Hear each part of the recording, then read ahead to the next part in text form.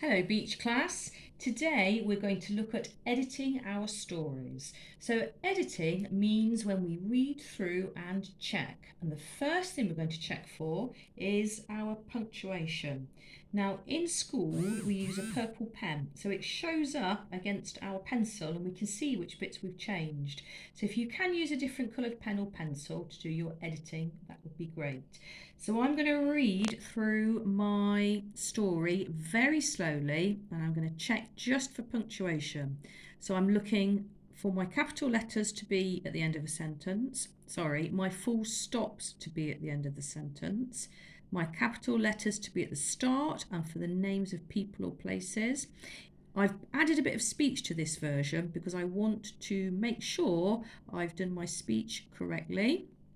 I'll check that I have put exclamation marks in the right place and use them appropriately, and I'll check also if I have used commas whether I've used them correctly as well.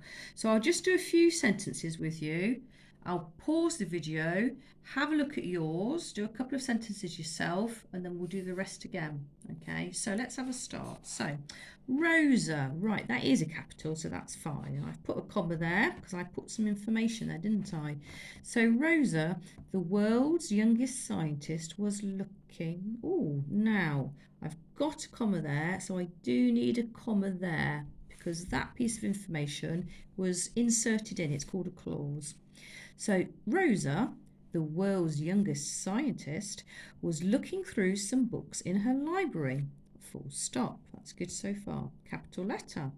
Whilst she was looking, comma, that's right, because that allows me to have a little pause, a piece of ancient paper fell out of one of the books. It was a map showing. Oh, now hang on. I think that needs to be the end of my sentence. And you know, I think I'm going to put an exclamation mark there. It's quite an interesting, dramatic piece of information there. So, a piece of ancient paper fell out of one of the books. Exclamation mark. Now that also acts as a full stop, so this will need to be changed. That needs to be a capital letter. It was a map showing the way to a powerful crystal, comma, buried deep beneath a volcano. Exclamation mark. Rosa, oh, now, if that's acting as a full stop, that will need to be a capital letter for two reasons. It's a name and it's the start of a sentence. Rosa was determined to find the crystal, so she asked a team of geologists to help build an enormous drill. Full stop. So I'm going to pause it there. You read through yours and I'll finish checking mine. Okay, so I got to here. I need this drill as quickly as possible, said Rosa. So I've got my inverted commas to start my speech, my comma within my inverted commas, then that doesn't need to be a capital letter, then I've got my full stop at the end. So I'm just going to tick that because that's correct. And then because a new person is speaking, I go down to another line. So inverted commas to start, a comma when they finish speaking, and then I've added those to show the speech has ended, and then no capital letter there, replied the chief geologist, full stop. Inverted commas, capital letter, full stop, capital letter within the speech, because you can put more than one sentence within speech. I know you'll do a good job, comma, inverted commas, said Rosa, full stop. So that's all correct. So that one and that one are all correct. So 3 pieces of speech, 3 speakers, 3 new lines. The drill was built and it had enough power to drill through tectonic plates and into the Earth's mantle. I've added a full stop and a capital letter. Rosa set off on her incredible journey. So I've done all my punctuation checking. The next thing I'm going to do is check my spelling. So you will need an adult to help. Ask your adult helper to check with you. Look at your plan as well, because they might have been spelt correctly on their plan, on your plan. And also, if you need to check, get a dictionary as well. So you're going to have to read through each word and see if you can spot any mistakes. I've got quite a few in here. I wonder if you spotted any. So we're going to pause. You have a look for yours and I'll have a look for mine. Right, I finished checking and I wonder if you spotted my mistakes.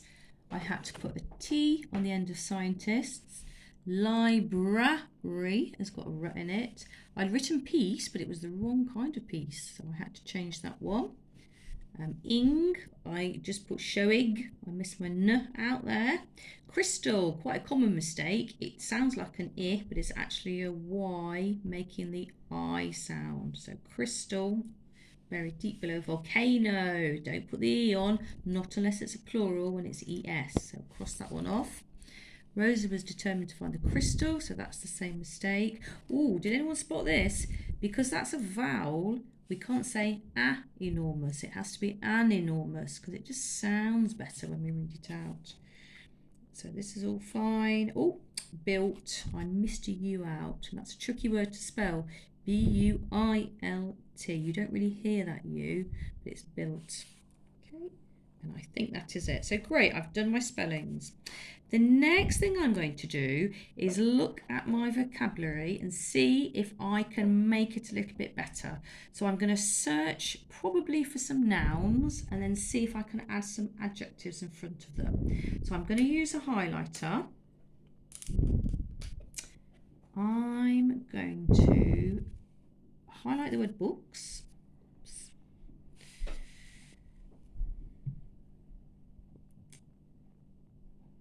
I think crystal there. I might add some more adjectives to that one.